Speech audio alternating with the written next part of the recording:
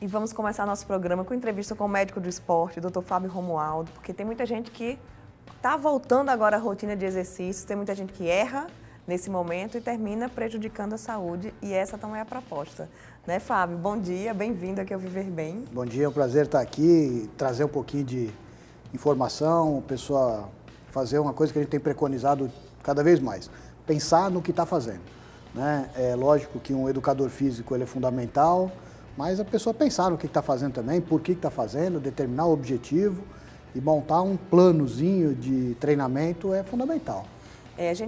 Tem as pessoas que são sedentárias, que vão voltar ainda aí, vão iniciar a prática de exercício, mas eu queria falar para quem parou, tem muita gente que para, aqui em Natal principalmente tem o veraneio, né? Todo mundo entra de férias e termina tirando férias também da prática de exercícios. Essa volta, como é que deve ser? Quais são os principais erros? O que é que pode terminar comprometendo aí a saúde do atleta que está voltando agora? Isso é importante, Juliana, porque a gente tem que determinar algumas coisas.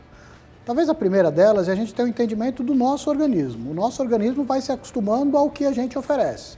Então, se você está num planejamento de treino, está numa sequência, o organismo vai se acostumando com aquilo e quando você para, ele tende a se acostumar com aquela outra situação. Né? Então, se você parou por um tempo um pouquinho maior, e esse tempo maior a gente vai considerar pelo menos umas 3 semanas, que é geralmente o que acontece, a pessoa já no finalzinho de dezembro e janeiro dá uma parada, então ela passa um período superior a essas 3, 4 semanas, ela precisa recomeçar. Então, o recomeço, ele é importante em alguns tópicos. Talvez o primeiro e o mais importante, e a gente sempre vai falar da prevenção, é que seja novamente realizado os seus check-ups, né? Dependendo da idade, isso já está quase que natural, mas vamos pensar num check-up mais esportivo, né? Vamos dar uma reavaliada do ponto de vista médico, né? A gente tem que lembrar que nosso público, as pessoas que fazem exercício, elas não são atletas de altíssimo rendimento.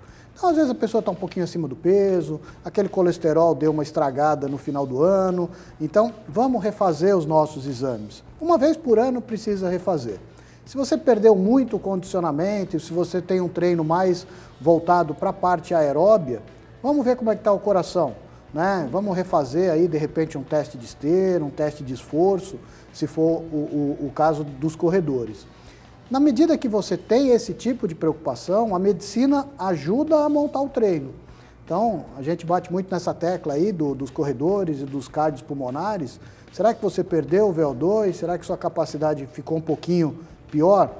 O treino tende a ser montado em cima da sua capacidade daquele momento. Então, qual é a velocidade que eu tenho que correr? Qual é o ritmo que eu tenho que fazer? Então, tudo isso está nessa parte dessas reavaliações pré-participação. Acho que isso é muito importante. Então, se o seu parâmetro for da época que você estava treinando, aí sim vai se prejudicar. Aí você termina fazendo um treino diferente. Né? O treino ele tem que ser monitorado para a sua realidade de composição corporal de agora. Né? Se por um acaso, nesse final de ano, você exagerou e aí o seu peso aumentou, a porcentagem de gordura aumentou, o planejamento vai ter que modificar. Se você usa a planilha do ano passado, você corre o risco de estar usando limiares diferentes, treinos de carga diferentes, e aí termina machucando. A gente está falando só da parte de prevenção, nem da parte de lesão ainda. Então, se você treinou errado, a chance de você ter dor e você ter problema aumenta. 70% do que a gente encontra lá no consultório são pessoas normais, com dores decorrentes de falha de treinamento. Não é porque o tendão machucou, porque a cartilagem, não. É um erro no treinamento, uma falha de treinamento que levou a isso. Então, esse check-up esportivo no começo do ano, eu acho que ele é muito importante. O que é feito no check-up? Basicamente, o que a gente tem que entender é qual é o ritmo de treinamento que essa pessoa já faz, né? Se é uma pessoa que já treina, a gente parte muito, vamos dividi-las do ponto de vista ortopédico, por exemplo.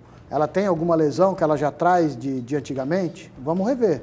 Estava com algum problema no joelho, no tornozelo, no quadril, né? De repente, só a avaliação clínica já pode ser importante. Ou então, refazer uma ressonância ou alguma coisa nesse sentido. Se a pessoa vai começar, não entra no que a gente está comentando, esses exames são praticamente obrigatórios. Então, vamos reanalisar. No final do ano, você terminou com problema no tornozelo? Vamos ver como é que está, né? Partindo desse princípio, dessa parte ortopédica, a gente parte basicamente para a parte cardiológica, né? Sempre com essa essas duas divisões. Eu acho muito importante a gente valorizar a cardiologia, o exame cardiopulmonar como um planejador, né? Não é fazer um eletro para saber se vai morrer ou se não vai, até porque a gente não tem esse poder. Mas esses testes, eles fazem com que você monte o seu treinamento. E aí, lógico, cada pessoa a gente vai ter que estudar de uma maneira mais individual. A mulher e os problemas de tireoide, de repente, o homem e os problemas eventuais que ele pode ter na parte óssea, na parte urológica, próstata. Montar um check-up junto, esse é o intuito de que, com esses dados, a pessoa se fala, ó, estou pronta para treinar. Né? E aí ela recomeça com os cuidados que precisam ter. O que eu acho interessante, tem muita gente que o corpo dá sinal, né? O nosso corpo é muito sábio. Então, tá com aquela dorzinha no tendão, aí diminui, coloquei gelo hoje, aí amanhã já tá melhor, e a pessoa vai lá e treina de novo. Aí, quando chega lá na frente, o problema é muito pior. Quais são os sinais que o nosso corpo dá que acende aquele sinal vermelho e fala assim, não, vá no médico, vá ver como é que tá, vá ver o que é que você precisa fazer na parte ortopédica, principalmente. Se tem uma coisa que a gente precisa mudar e o mais rápido possível é esse ditado de eu só vou no médico nas últimas. Né? Vamos de repente mudar, eu vou para o médico nas penúltimas, pelo menos. Porque se você demorar muito para buscar o profissional, né, muito provavelmente a conduta do profissional também vai ser muito mais impactante. Então, o corpo vai mostrando. Né? Então, a interação entre o tipo de exercício que você faz e a sua capacidade, ela é fundamental. É normal sentir dor quando faz o exercício, mas é normal até a página 2. Né? Você não pode ter uma dor localizada única e exclusivamente num segmento. Né? Então, se você faz musculação e está com dor nos 2 ombros, tudo bem, de repente você forçou um pouco mais, trabalhou um pouco mais um grupo muscular. Tem aquela dorzinha, né? Pós-exercício. Uma dor, né? Pós-exercício, mas você não pode ter essa dor num lugar só. Você fez o mesmo exercício e doeu só o ombro direito? Será que tem alguma coisa nesse ombro direito? Né? Então, o tempo de recuperação para a dor, ele vai variar demais de pessoa para pessoa e ele varia muito do condicionamento dessa pessoa. Mas é praticamente inadmissível uma dor que demore mais do que 3 dias para passar. Né? Então, o normal tem que ir no médico. É o mais rápido possível. Se a gente for falar de um atleta de rendimento um pouco maior, ele consegue normalmente fazer o treino dele de manhã e à tarde está trabalhando sem dor nenhuma. Né? Mas até 3 dias a gente consegue tolerar. Passou 3 dias, uma dor localizada, num segmento, fazendo um treino que de repente era para ter nos 2 lados, vamos dar uma olhadinha, porque isso pode ser a porta de entrada para uma lesão mais complicada. Fábio, tem umas perguntas aqui, deixa eu aproveitar que você está aqui. Chega aqui. Liliane Freire, lá de Maceió, ela quer saber o que é que causa canelite e se tem tratamento. É corredora. A canelite, tem até a piadinha dos corredores, né? Que quem não teve canelite ainda ou não correu ou espere porque ela vai ter. Né? Na realidade não é bem assim, canelite é muito frequente mesmo entre os corredores e existe uma enormidade de fatores que podem levar à canelite. Né? Como ele é uma alteração inflamatória, a gente muito provavelmente não vai conseguir exatamente saber o que levou a essa canelite. Mas dentro dos principais fatores, tem o tipo de pisada que você faz, né? Eu vou até minimizar o tipo de tênis, porque a gente parte do princípio que a pessoa vai investir um pouquinho mais no tênis. A gente não tem mais tanto tênis ruim, sem amortecimento nenhum no mercado, então geralmente a pessoa já tem... Tem gente até que está correndo descalço aí, que diz que melhora o rendimento. Dá mais um outro programa só sobre isso. Né? Mas se esse tênis tem um bom amortecimento, né? Não é um tênis tão duro ou tão mole, ele vai fazer com que a importância do tênis seja menor. É mais importante saber como é que ela está pisando, se a pasada está com a parte da frente do pé, né? A gente tem essa preferência, apesar de cada um ter uma característica, ainda é preferível que você pise com a parte de frente do pé, que é biomecânica. Que vai com calcanhar, né? A maioria das pessoas pisam com o calcanhar. Essa pisada com o calcanhar, quando você faz o primeiro toque ao solo, ela propicia uma carga muito grande em cima dessa área, então você começa a ter o problema de canelite. Né? Outros problemas muito comuns na canelite, que o nosso atleta precisa saber, é se ele está correndo no plano, se ele está correndo no asfalto, se está na grama, né? Se é um piso muito duro. Né? E basicamente, a principal dica para a canelite é melhore alongamento, a gente precisa de muito alongamento de membro inferior e faça um trabalho de fortalecimento também bem feito. Que ajuda. Né? Ajuda muito. Então, se você tiver essa possibilidade, não é a realidade, mas de ter uma associação de treinos de força muscular, seja na academia ou não, e a corrida é super importante. E principalmente para as pessoas que têm um cuidado um pouco maior, estão numa assessoria, é fazer com que esse profissional estude a biomecânica dessa corrida.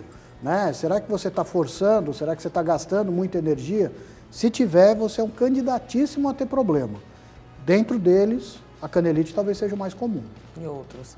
Tem também uma pergunta aqui sobre natação. Dor no ombro é comum, é frequente entre a natação? Todo mundo que nada tem essa dor no ombro ou não? Ou vai no mesmo princípio? Vai num princípio muito semelhante. Né? Existe uma síndrome da medicina esportiva que é o ombro do nadador. Né? O que a gente não consegue identificar, não tem como marcar, é saber a partir de quando vai dar esse problema. É que nem a canelite, tem gente que corre 1 quilômetro e já tem canelite. Tem atletas onde vai desenvolver canelite depois de 20 quilômetros, 25 quilômetros. A dor no ombro do nadador é uma coisa muito parecida. Né? A anatomia do ombro ela é muito complexa para a natação. Então tem muito osso, tem muito tendão, tem muita cápsula. E a gente na natação tem praticamente obrigatoriamente, sem tirar sem falar do peito, né, do clássico, a gente tem um movimento muito amplo do ombro. Então o ombro sai lá de baixo, ele faz toda uma elevação e faz o movimento dessa rotação. Repetidamente. Né? E isso vai comprimindo aquelas estruturas que estão lá. Então, é muito perto de você ter uma tendinite ou uma lesão numa outra estrutura. O que eu costumo falar para o pessoal é o seguinte, nunca pense que não é nada. Não custa, faz uma radiografia, vai no médico, de repente ele pede um ultrassom, faz uma ressonância, porque existem várias alterações dentro do ombro que de repente o esporte e a natação não é nem a melhor. De repente tem uma artrose mais avançada se o paciente for mais idoso, de repente tem uma calcificação dentro do ombro que pode vir a atrapalhar.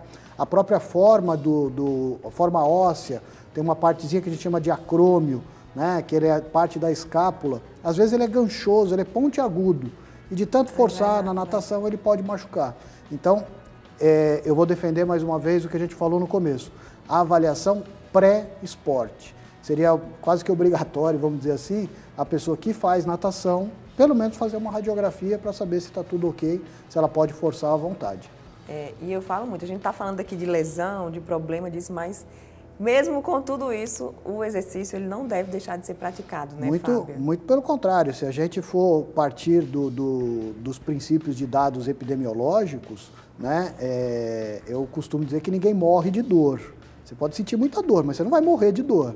Mas se você não faz a sua atividade física, você pode morrer por um problema cardiológico, por um problema de pressão, um problema de hipercolesterolemia, né? Isso mata. Dor não mata, né? A dor incomoda e a gente tem por onde tratar que a dor nem apareça, né? Hoje a gente tem profissionais voltados basicamente para isso. Né? Hoje, vamos dizer que a fisioterapia destacou uma parte só para prevenção disso. A gente ainda está muito condicionado ao tratamento médico, ao tratamento fisioterápico, da recuperação das lesões. Né? Hoje, se você quiser fazer as coisas bem feitas, né, você procura um fisioterapeuta que vai achar os defeitos, que vai dar o problema lá na frente.